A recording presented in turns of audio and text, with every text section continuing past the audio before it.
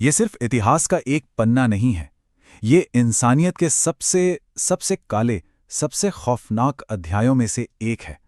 एक ऐसा दौर जब सच में पूरी दुनिया आग में जल रही थी। जरा सोच कर देखिए कि स्कूल के मैदानों में बच्चों की जगह लाशें बिछी हों, अस्पतालों में इलाज करने के लिए डॉक्टर ही ना बचें और इंसान इंसान का ही सबसे बड़ा दुश्मन बन जाए। यही थी द्वितीय विश्व युद्ध की डरावनी हकीकत। पता है, इस जंग में 6 करोड़ से भी ज्यादा लोगों की जान गई। लेकिन सबसे बड़ा सवाल तो यही उठता है कि आखिर इतनी बड़ी तबाही हुई क्यों? चलिए आज इसी सवाल के जवाब की जड़ तक चलते हैं। देखिए, दूसरे विश्व युद्ध की कहानी की जड़ें असल में पहले विश्व युद्ध के खत्म होने में ही छिपी थीं, और ये कहानी शुरू होती है हार और बेइज्जती से। तो हुआ ये कि पहले विश्व युद्ध में जर्मनी हार गया, और हारने के बाद उस पर एक संधि थोपी गई, वर्साई की संधि। और ये कोई मामूली संधि नहीं थी, ये एक तरह की सजा थी।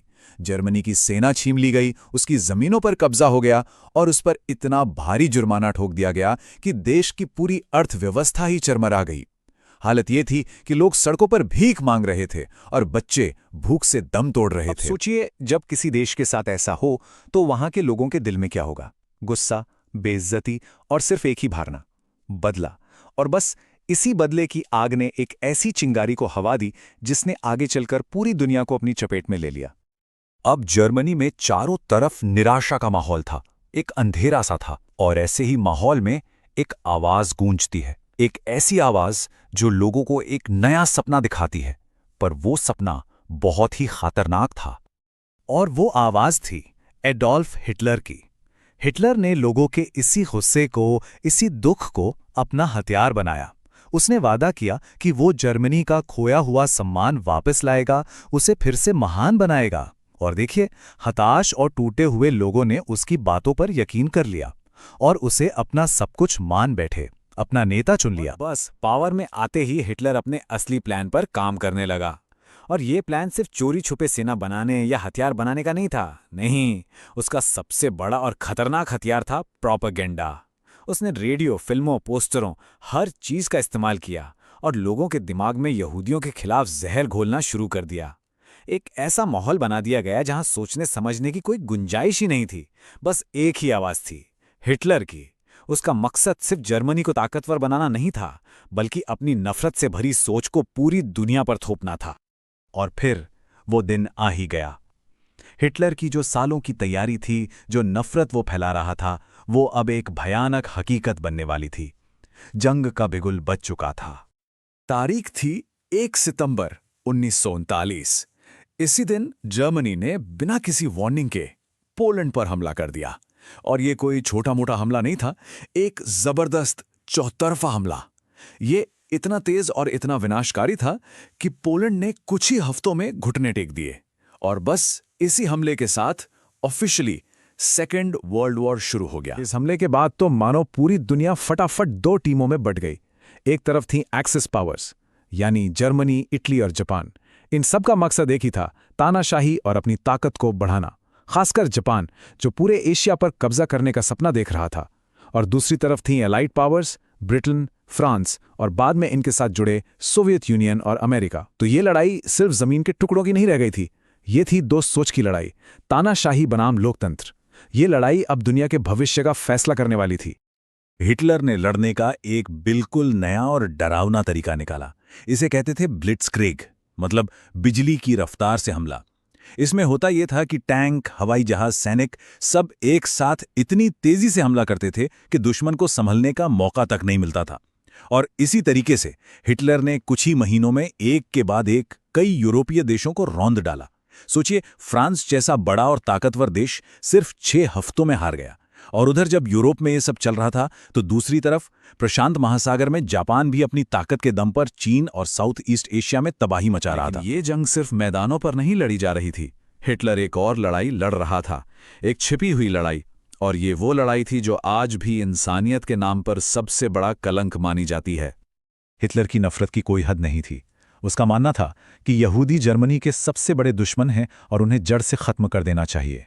और इसी सोच ने जन्म दिया इतिहास के सबसे बड़े, सबसे सिस्टमैटिक नरसंहार को, जिसे हम होलोकॉस्ट कहते हैं। लाखों लाखों यहूदियों को उनके घरों से जानवरों की तरह घसीटकर कॉन्सेंट्रेशन कैंप्स में लाया गया।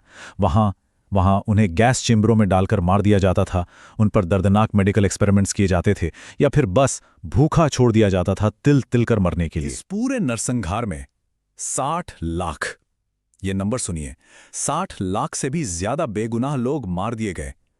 और उनका जुर्म सिर्फ इतना था कि वो यहूदी थे। ये सिर्फ एक आंकड़ा नहीं है, ये इस बात का सबूत है कि इंसानियत किस हद तक गिर सकती है।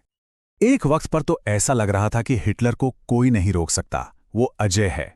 लेकिन कहते हैं ना, घमंड इंसान को ले डूबता है, और हिटलर की कुछ बड़ी गलतियों ने ही जंग का पासा पलट दिया। यहीं से शुरू हुई उसके अंत की कहानी। जीत के नशे में चूर हिटलर ने 1941 में अपनी जिंदगी की सबसे बड़ी गलती कर डाली। उसने सोवियत यूनियन पे यानी रूस पर हमला बोल दिया।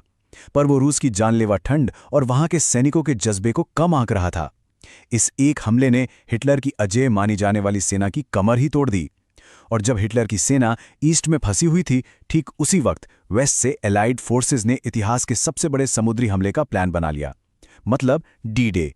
अब हिटलर दो तरफ से बुरी तरह घिर चुका था। वो तारीख थी 6 जून 1944, डी डे। इस दिन लाखों एलाइड सैनिकों ने समंदर के रास्ते फ्रांस के नॉर्मैंडी के किनारों पर धावा बोल दिया। ये इतिहास का सबसे बड़ा सी इन्वेजन था। शुरुआत में बहुत जाने गईं, बहुत ज्यादा, लेकिन आखिरकार एलाइड सेनाएं हिटलर की रक्षा पंक्ति को तोड़ने में कामयाब हो गईं। इसके साथ ही फ्रांस आजाद हुआ, और अब अगला और आखिरी टारगेट था बर्लिन। अब ये जंग अपने आखिरी दौर में थी, और सबसे ज्यादा खूनी दौर में। इसका अंत अब करीब था, और ये अंत यूरोप से लेकर प्रशांत महासागर तक सिर्फ और सिर्फ तबाही लाने वाला था। जैसे जैसे एलाइड सेनाएं बर्लिन की तरफ बढ़ रही थीं, हिटलर को अपनी हार साफ नजर आने लगी, और अप्रैल 1945 में उसने बर्लिन में अपने बंकर के अंदर खुद को गोली मार ली। उसके कुछ ही दिन बाद जर्मनी ने सरेंडर कर दिया, और यूरोप में जंग खत्म हो गई। लेकिन कहानी अभी खत्म नहीं हुई थी। दुनिया के दूसरे कोने में जापान अभी भी लड़ रहा था। वो हार मानने को बिल्कुल तैयार नहीं था, और उसने अपने आखिरी सैनिक तक लड़ने की कसम खाई थी। और इस जिद्दी जंग को खत्म करने के लिए अमेरिका ने एक ऐसा फैसला लिया जिसने दुनिया को हमेशा के लिए बदल दिया। उन्होंने एक ऐसे हथियार का इस्तेमाल किया जिसके बारे में किसी ने सोचा भी नहीं था। 6 अगस्त 1945 अमेरिका ने जापान के हिरोशिमा शहर पर पहला एटम बम गिरा दिया। बस एक पल, और एक पल में पूरा का पूरा शहर हजारों जिंदगियों के साथ भाप बनकर उड़ गया। लेकिन इसके 3 दिन बाद भी जापान ने हार नहीं मानी, तो नागासाकी शहर पर दूसरा आटम बम गिराया गया। इस दूसरी तबाही के बाद जापान के पास सरेंडर करने के अलावा और कोई चारा नहीं बचा था, और इसी के साथ इंसानी इतिहास की सबसे खौफनाक और विनाशकारी जंग खत्म हुई। जब सब कुछ शांत हुआ और हिसाब लगाया गया, तो पता चला कि इस जंग में 6 करोड़ से भी ज्यादा लोग मारे जा चुके थे। शहर के शहर मलबे में तब्दील हो चुके थे। देश के देश बर्बाद हो गए थे। और जानते हैं इस सब की जड़ में क्या था? सिर्फ 3 चीजें: सत्ता का नशा, घमंड और बेइंतहा नफरत। आखिर में यह जंग हमें एक ही बात सिखाती है कि जंग में कोई नहीं जीतता, कोई भी नहीं। हारती है तो सिर्फ इंसानियत। और ये इतिहास का वो सबक है जिसे दुनिया को कभी कभी भी नहीं भूलना चाहिए।